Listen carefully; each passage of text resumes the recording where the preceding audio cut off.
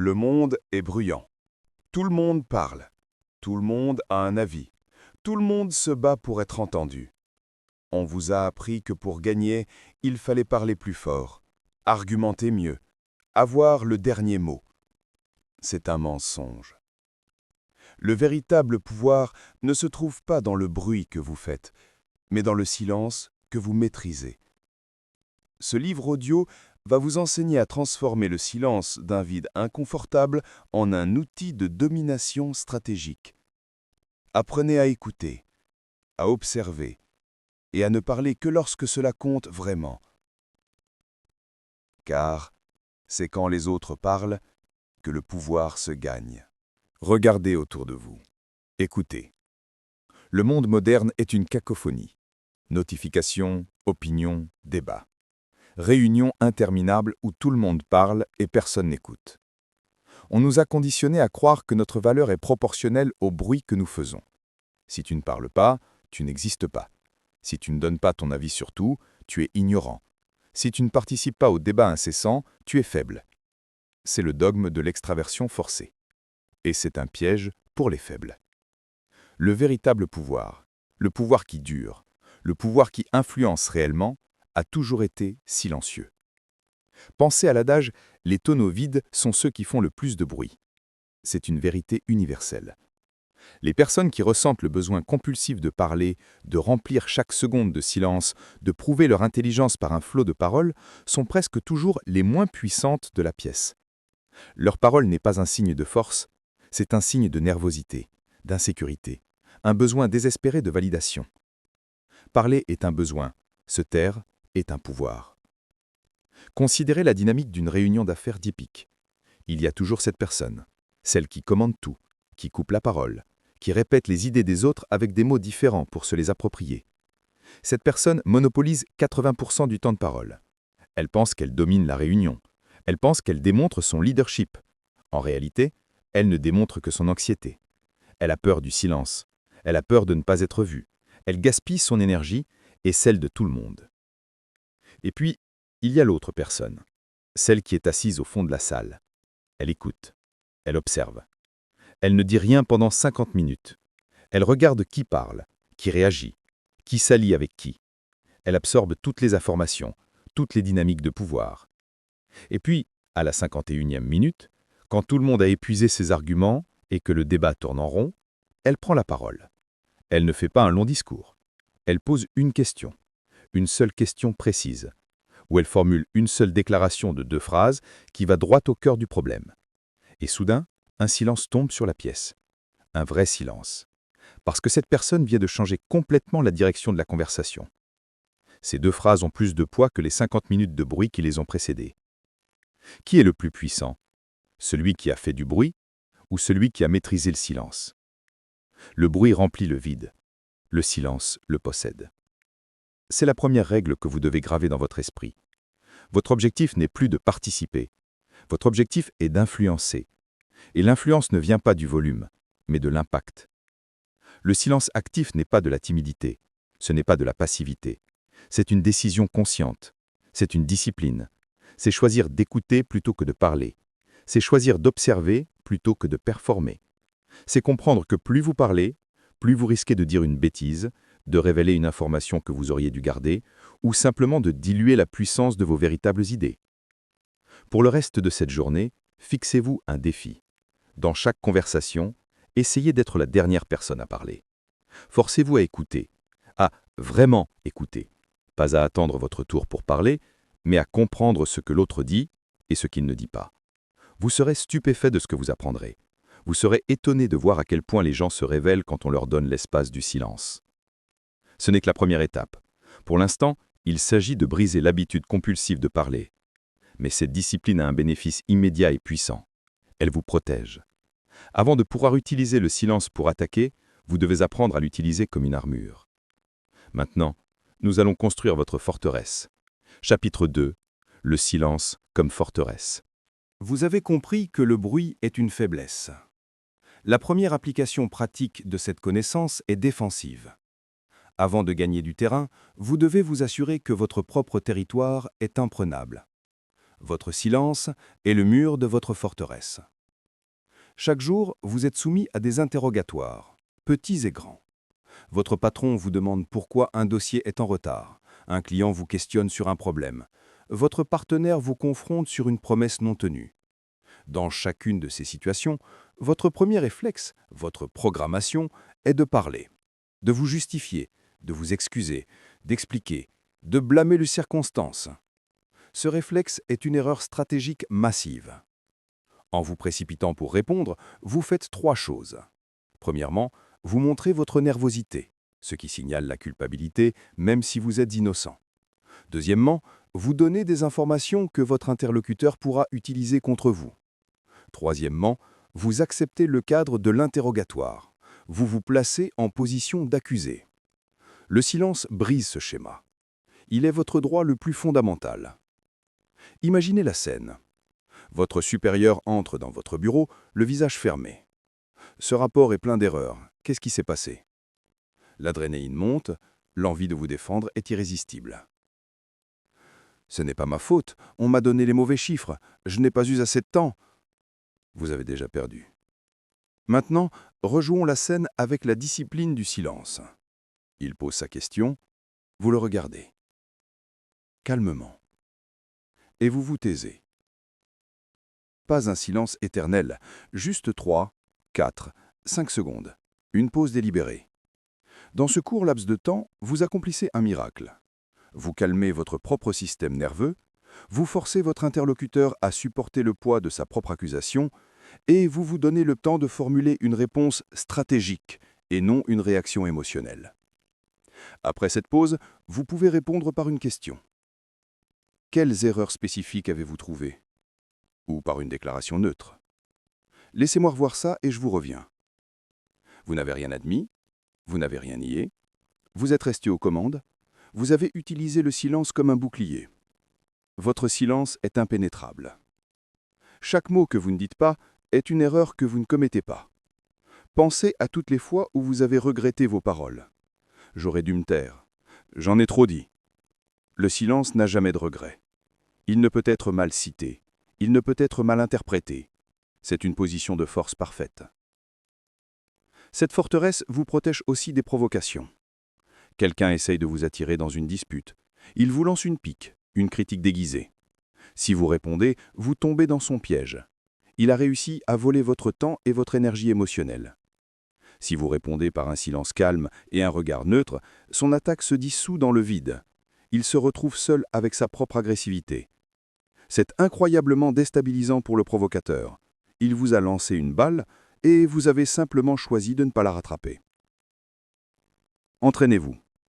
La prochaine fois que vous sentez la pression de devoir répondre immédiatement, mordez-vous la langue. Respirez. Ancrez-vous dans le silence. Vous sentirez l'inconfort. C'est le signe que la discipline fonctionne. C'est votre ancienne programmation qui se bat pour survivre. Laissez-la mourir. En maîtrisant le silence défensif, vous construisez une réputation. Celle d'une personne calme, posée, qui ne réagit pas à chaud. Une personne réfléchie. Cette réputation seule est une forme de pouvoir immense. Les gens hésiteront à vous attaquer, parce qu'ils savent que cela ne fonctionne pas. Votre forteresse est maintenant construite. Personne ne peut vous forcer à parler. Personne ne peut vous piéger avec vos propres mots. Vous êtes en sécurité. Mais une forteresse n'est pas faite que pour se défendre. Elle est une base depuis laquelle on peut observer l'ennemi.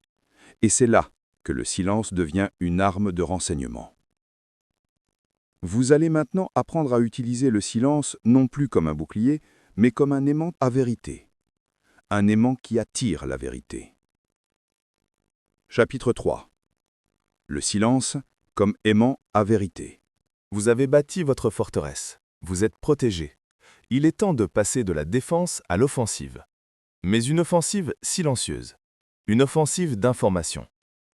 La nature humaine a horreur du vide. C'est une loi physique et psychologique.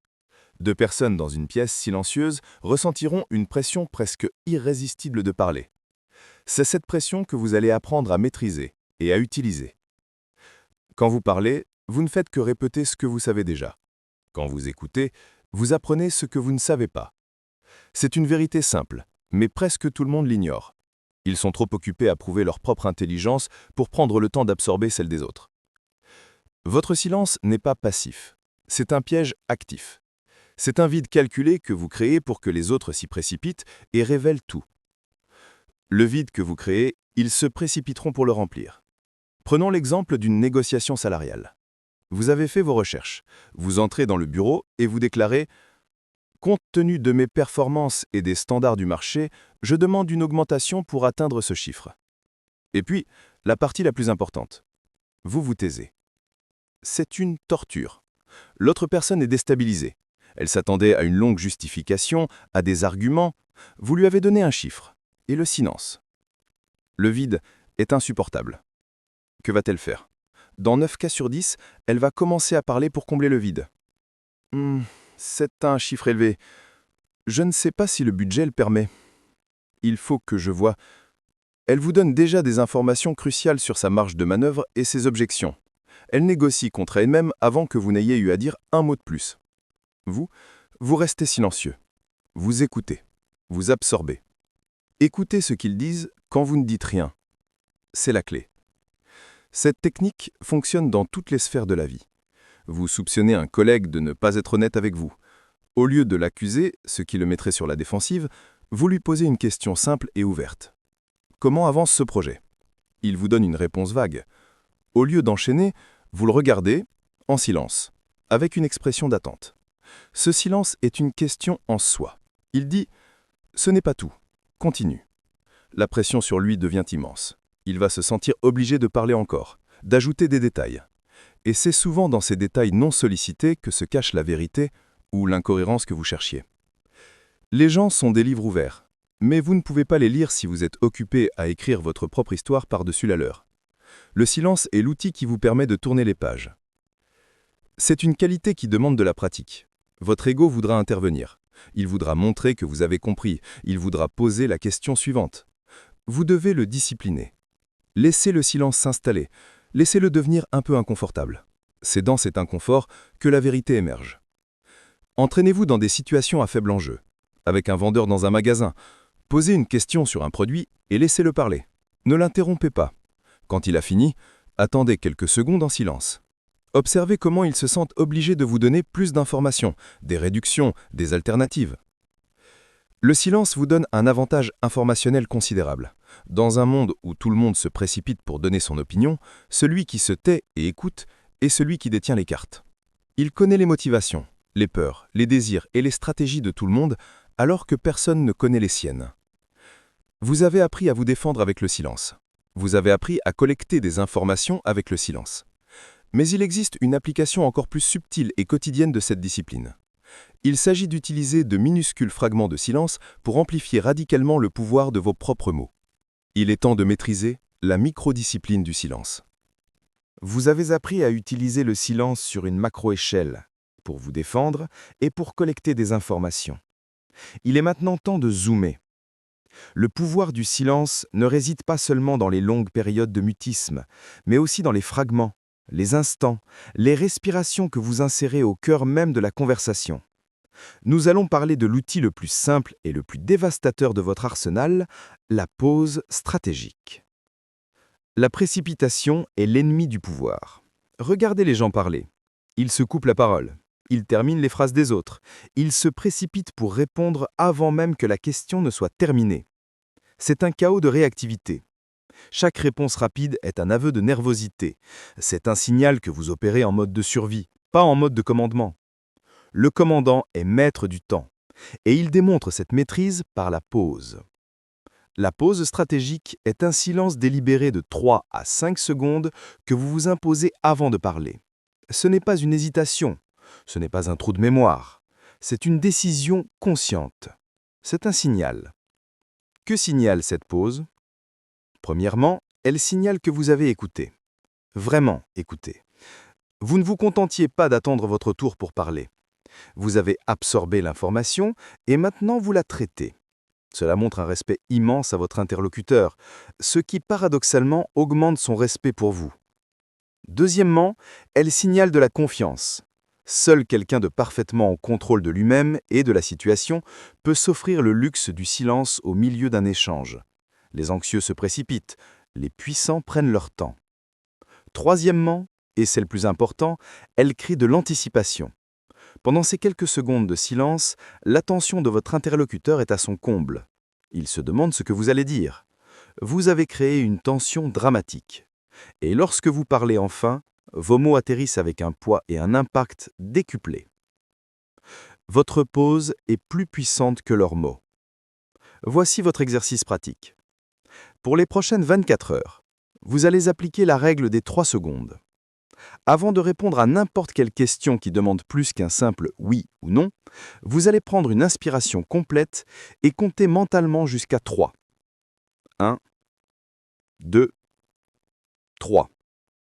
Et ensuite vous parlerez. Ce sera incroyablement inconfortable au début. Vous aurez l'impression que c'est une éternité. Mais observez l'effet sur les autres. Dans une réunion, un collègue vous demande votre avis sur un projet. Au lieu de répondre à la volée, vous le regardez. Vous marquez une pause. 1, 2, 3. Et vous commencez votre phrase. Regardez comme tout le monde se tourne vers vous.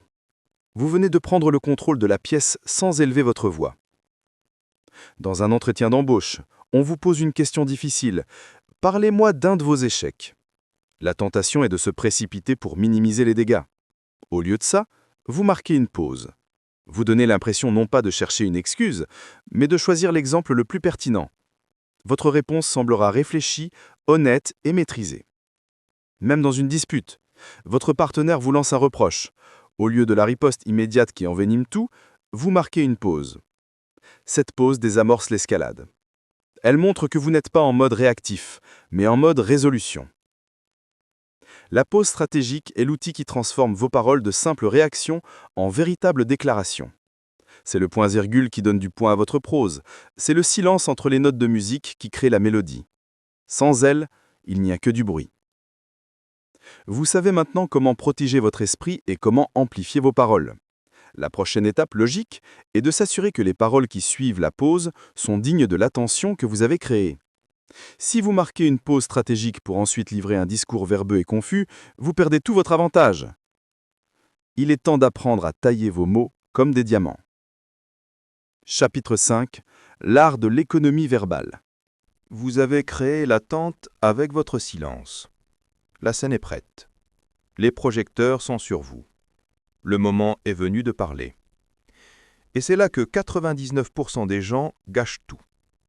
Ils ouvrent la bouche et un flot de mots inutiles, de phrases de remplissage, d'hésitations et de qualifications faibles en sort.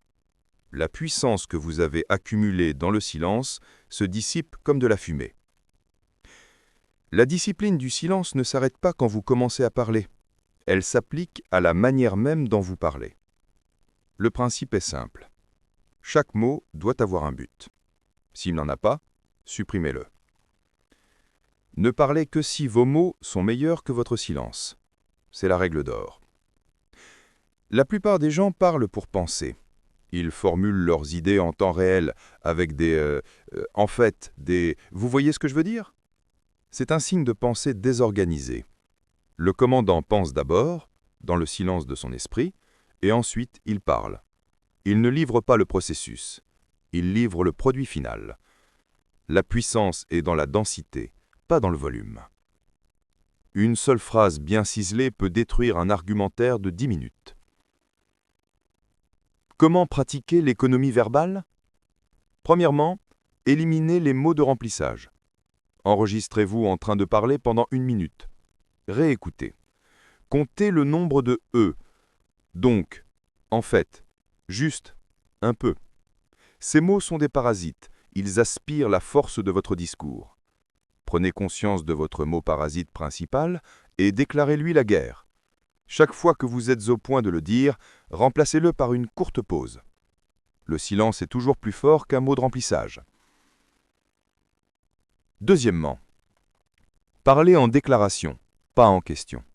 Au lieu de dire « Je pense qu'on devrait peut-être essayer de faire ça », non?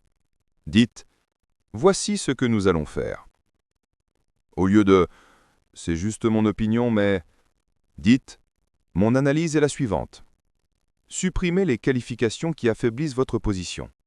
assumez vos paroles. Troisièmement, utilisez la structure sujet-verbe-objet, la manière la plus directe et la plus puissante de communiquer. Je vais terminer ce rapport. Au lieu de « donc, pour ce qui est du rapport, je pense que je devrais pouvoir le terminer ». Allez droit au but. Votre clarté sera perçue comme de la confiance et de la compétence. Considérez l'écrit. Regardez vos emails. Un email puissant tient en 3 phrases. Le contexte, l'action requise, l'échéance. Point final. Personne n'a le temps de lire vos longs paragraphes d'excuses et de justifications. Respectez le temps des autres et ils respecteront votre autorité. L'économie verbale n'est pas une question d'être brusque ou impoli. C'est une question d'efficacité. C'est une question de respect.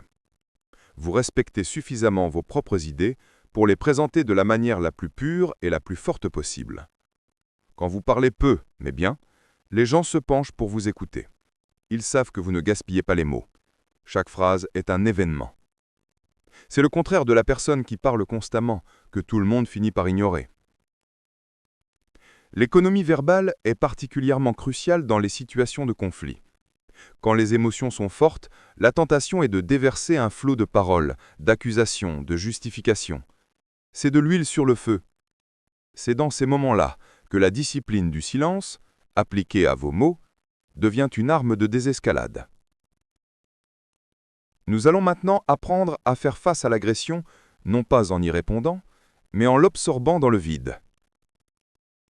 Chapitre 6. Désamorcer l'agression par le vide.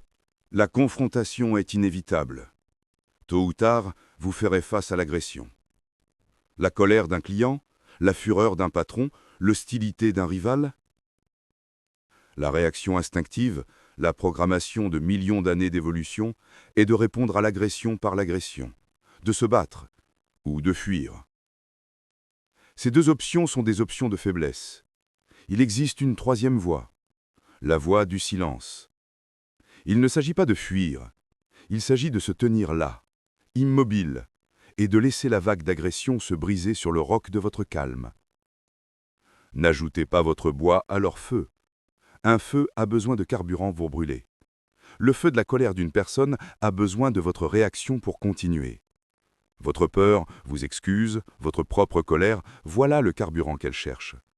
Si vous ne lui donnez rien, le feu s'éteint de lui-même.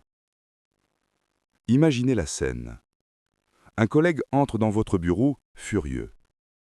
Il vous accuse d'avoir saboté son projet. Il crie. Il postillonne. La montée d'adrénaline est instantanée. Votre ego veut hurler en retour. Votre corps veut se recroqueviller. Vous ne faites ni l'un ni l'autre. Vous appliquez la discipline. Vous vous adossez à votre chaise, lentement. Vous le regardez, non pas avec défi, mais avec une curiosité calme. Vous ne dites rien. Vous le laissez vider son chargeur. Il va crier, accuser, tempêter. Vous restez silencieux. Vous respirez. Votre silence est un vide immense qui absorbe toute l'énergie de sa fureur. Au bout d'un moment, il va s'arrêter. Il n'aura plus rien à dire. Et il se retrouvera face à votre calme. Le contraste sera saisissant. Il apparaîtra comme un enfant irrationnel. Vous, comme l'adulte dans la pièce. C'est à ce moment-là, et seulement à ce moment-là, que le pouvoir bascule. Il s'attendait à un combat. Vous lui avez offert le vide.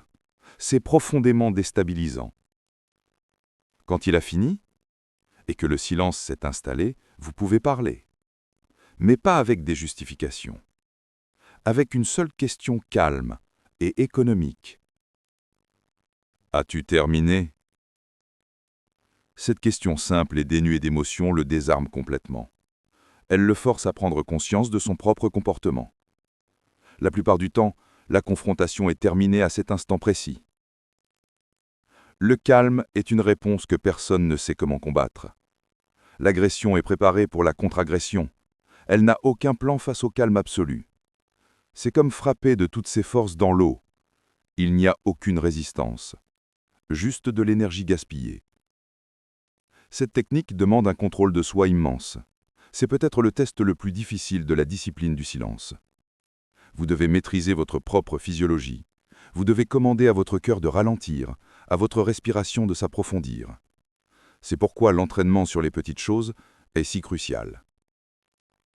En refusant de participer au drame de l'autre, vous affirmez votre souveraineté émotionnelle. Vous déclarez que personne n'a le droit de perturber votre paix intérieure. C'est une démonstration de poiset que même la personne la plus agressive finira par respecter. Cette capacité à rester calme et silencieux sous le feu est une des marques les plus claires du véritable leadership. Les leaders ne sont pas ceux qui crient le plus fort. Ce sont ceux qui restent calmes dans la tempête. Nous allons maintenant explorer comment le silence n'est pas simplement un outil personnel, mais l'instrument fondamental de l'autorité et de l'influence. Chapitre 7. Le silence qui bâtit l'autorité. L'autorité. Ce n'est pas le titre sur votre carte de visite, ce n'est pas le pouvoir de donner des ordres. La véritable autorité est une qualité intangible. C'est la confiance que vous inspirez. C'est le poids que les autres accordent à vos paroles. C'est la volonté des gens de vous suivre, non pas par obligation, mais par respect. Et cette autorité est bâtie non pas sur le bruit, mais sur le silence. Le leader faible pense qu'il doit avoir toutes les réponses. Il parle constamment pour prouver sa compétence. Il micromanage. Il donne des ordres pour chaque petite chose. Il crée une culture de dépendance. Son équipe ne peut pas fonctionner sans lui. Il pense que cela le rend indispensable. En réalité, cela le rend un simple goulot d'étranglement. Le vrai chef n'a pas besoin d'élever la voix. Son silence suffit. Le leader puissant utilise le silence comme un outil pour développer son équipe. Un membre de son équipe vient le voir avec un problème. Le leader faible donnerait immédiatement la solution. Le leader silencieux écoute attentivement le problème. Puis, il pose une seule question. Une seule. Quelle est ton analyse? Ou quelle solution as-tu envisagée? Et puis, il se tait. Ce silence est un acte de confiance immense. Il dit « Je crois que tu es capable de résoudre ce problème. Je suis là pour te guider, pas pour faire le travail à ta place. » Le silence du leader crée un espace. Et dans cet espace, ses collaborateurs sont forcés de réfléchir, de prendre des initiatives, de grandir. Votre silence leur donne l'espace pour grandir. Un leader silencieux dirige les réunions différemment. Il ne monopolise pas la parole. Il expose le problème, pose le cadre, puis il se met en retrait. Il écoute. Il observe. Il laisse le débat se développer. Il n'intervient que pour recentrer la discussion ou pour donner la parole à ceux qui ne l'ont pas prise. Son silence assure que les meilleures idées émergent, pas seulement celles des plus bruyants. Quand il prend sa décision finale, tout le monde se sent écouté et impliqué, même si la décision n'est pas celle qu'il préférait. L'autorité du leader silencieux vient de sa maîtrise de soi. Son équipe sait qu'il ne réagit pas à chaud, qu'il est réfléchi, que lorsqu'il parle, c'est important. Cette rareté donne une valeur immense à ses paroles. Le silence du leader crée aussi une aura de mystère et de profondeur. Personne ne sait exactement tout ce qu'il pense. Il ne révèle pas toutes ses cartes. Cela le rend imprévisible et respecté. On ne sait jamais quand il va intervenir. Donc tout le monde reste à son meilleur niveau. C'est un style de leadership qui demande de lâcher prise, de renoncer au besoin de l'ego de tout contrôler, de tout savoir, d'être le héros. C'est difficile. Mais c'est le seul chemin vers un leadership durable. Pour devenir ce genre de leader, vous devez maîtriser une impulsion particulièrement tenace de l'ego. Une impulsion qui vous pousse à parler même quand vous savez que vous devriez vous taire. L'impulsion de prouver que vous avez raison. Il est temps de s'attaquer au besoin le plus puéril de l'esprit humain. Chapitre 8. Résister à l'impulsion de corriger. Il y a une drogue que votre ego adore plus que tout. Plus que les compliments, plus que la reconnaissance. Cette drogue, c'est le plaisir d'avoir raison. Et pour obtenir sa dose, votre ego est prêt à saboter vos relations, votre réputation et vos objectifs stratégiques. L'impulsion de corriger est l'une des fuites de pouvoir les plus stupides et les plus courantes. Vous êtes en réunion. Un jeune collègue présente des chiffres. Il dit que les ventes ont augmenté de 15%. Vous savez, vous, que le chiffre exact est de 14,8%. L'impulsion est irrésistible. Il faut que vous le disiez. Vous le coupez. Excuse-moi, juste pour être précis, c'est 14,8%. Que venez-vous de faire? Vous avez gagné une dose de satisfaction pour votre ego? Vous avez montré que vous étiez plus intelligent, plus précis? Et qu'avez-vous perdu? Vous avez publiquement humilié votre collègue. Vous avez brisé le rythme de sa présentation. Vous avez semblé mesquin et pédant. Vous avez échangé une relation de travail positive et un objectif commun contre un gain d'ego de 0,2%. C'était une transaction idiote. Avoir raison est un plaisir d'ego. Gagner est un objectif de pouvoir. Vous devez choisir. Le maître de la discipline du silence comprend que toutes les batailles ne méritent pas d'être menées. Il sait quand se taire, même quand il a raison, surtout quand il a raison. Posez-vous toujours cette question avant de corriger quelqu'un. Cette correction sert-elle l'objectif global? Est-ce que corriger ce détail va changer la décision finale? Est-ce que c'est une erreur critique qui doit être rectifiée maintenant? Ou est-ce que c'est juste mon ego qui veut sa dose? Dans 9 cas sur 10, la correction peut attendre. Elle peut être faite en privé, plus tard, de manière constructive. Ou elle peut être simplement ignorée, car elle est insignifiante. Choisissez vos batailles, c'est l'essence de la stratégie. Le silence est votre outil pour éviter les batailles inutiles. Cette discipline est particulièrement importante avec vos supérieurs. Votre boss fait une petite erreur factuelle. Si vous le corrigez devant tout le monde, vous avez peut-être raison sur le fait, mais vous avez commis une erreur politique monumentale. Vous l'avez mis dans l'embarras. C'est une blessure qu'il n'oubliera jamais. Le silence, dans ce cas, est un signe de loyauté et d'intelligence sociale. Résister à l'impulsion de corriger ne veut pas dire accepter la médiocrité. Cela veut dire être stratégique. Vous ne laissez pas passer les erreurs critiques, mais vous ne vous battez pas pour chaque petit détail. Vous conservez votre capital politique et votre énergie pour les moments où votre voix doit vraiment être entendue. Quand vous cessez d'avoir besoin d'avoir raison, vous devenez incroyablement puissant. Vous pouvez laisser les autres gagner les petites batailles d'arguments pendant que vous vous concentrez sur la victoire de la guerre. Vous pouvez écouter les idées des autres sans les juger immédiatement. Vous devenez une personne avec qui il est facile de travailler, une personne qui inspire la confiance plutôt que la peur. Le silence qui s'abstient de corriger est une forme de sagesse. Il reconnaît que l'harmonie et l'objectif à long terme sont plus importants que la satisfaction éphémère de l'ego. Pour que ce silence stratégique soit efficace, il ne doit pas être perçu comme de la faiblesse ou de l'ignorance.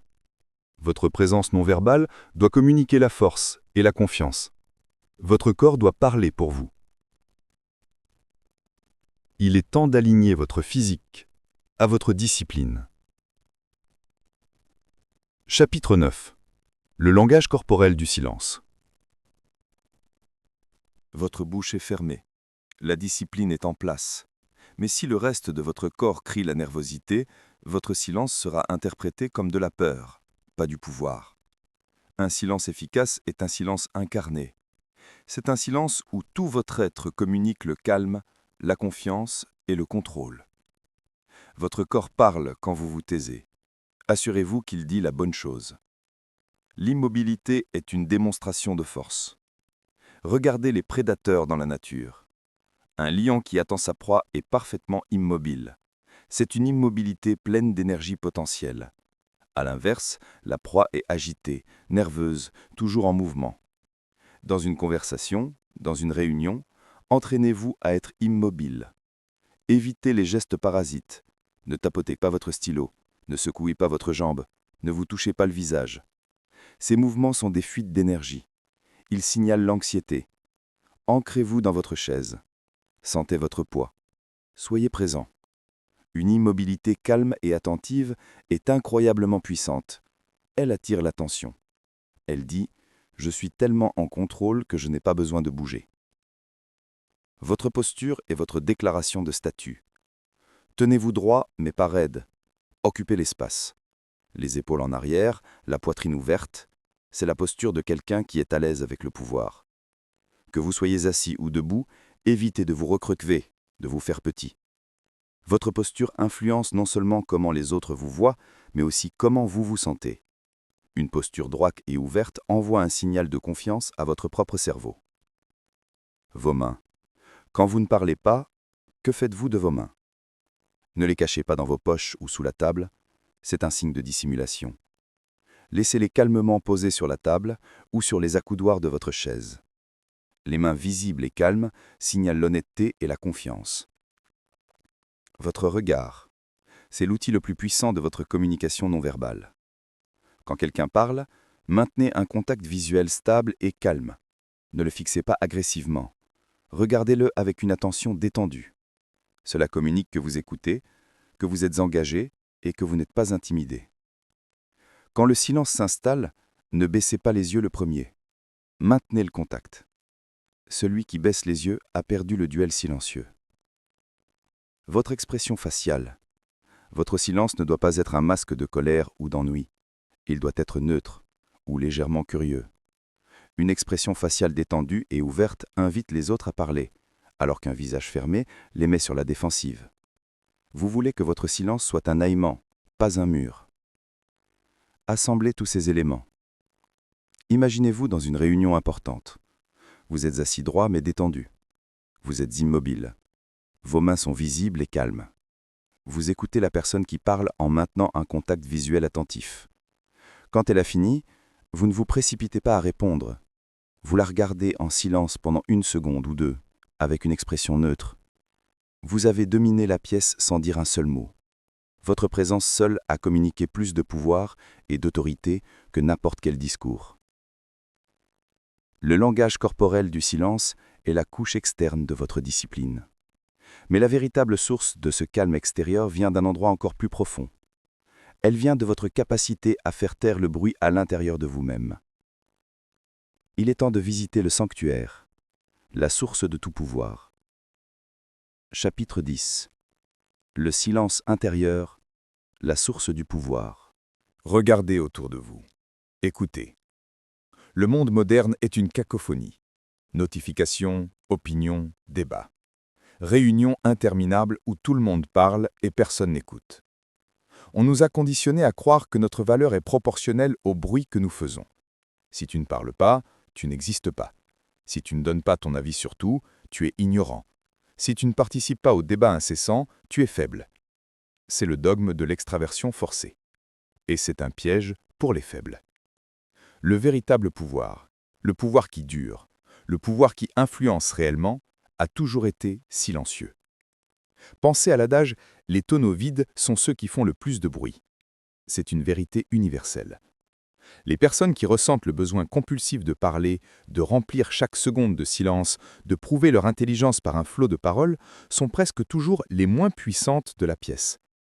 Leur parole n'est pas un signe de force, c'est un signe de nervosité, d'insécurité, un besoin désespéré de validation.